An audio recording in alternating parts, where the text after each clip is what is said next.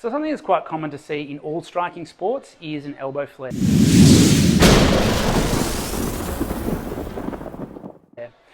And so this can be in someone's guard position or with their punches. So in the guard position, as someone starts to come under a certain amount of pressure, the elbows might start to flare out, which not only exposes the area underneath the elbows and allows more of a target to the ribs, but also decreases the head and face coverage as the hands start to drop down as well. And then with the punch, obviously, we see people that start to lead the punch with that elbow.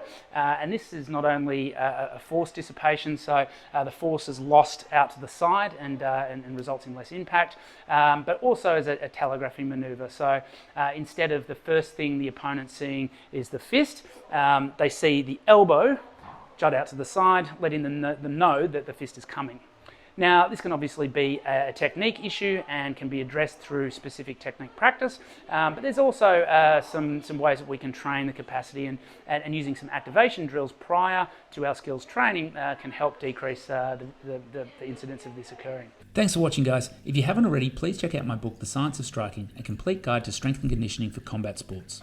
One of my favourite drills is wrapping a band around the wrist, and then from there, keeping the forearms as parallel and as vertical as possible, pressing out against the band. So we want to maintain that vertical position both in this plane, so we don't want to let the elbows come out to the side, but also in this plane, so we don't want to let the arms drop down. So maintaining the tension in this position, lifting the arms up to the front, and then coming back down again. So keeping that parallel position, almost like a box. If you imagine another band around the elbows with a band around the wrist, it sort of forms that box formation, and you're maintaining that box formation as you lift up and down, and you might perform that for maybe 20 or 30 seconds at a time for several sets. Now you can load that up fairly heavily and train it as a strength exercise, or you might go a little bit lighter so you're not actually taking the set to failure or to absolute fatigue, and then perform that prior to your skills training so that those external rotator muscles are activated.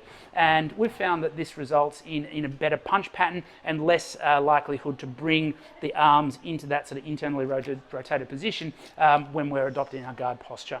So if you are someone that finds that they do flare the elbows out a little bit, give this quick drill a go and see if it helps. Thanks for watching.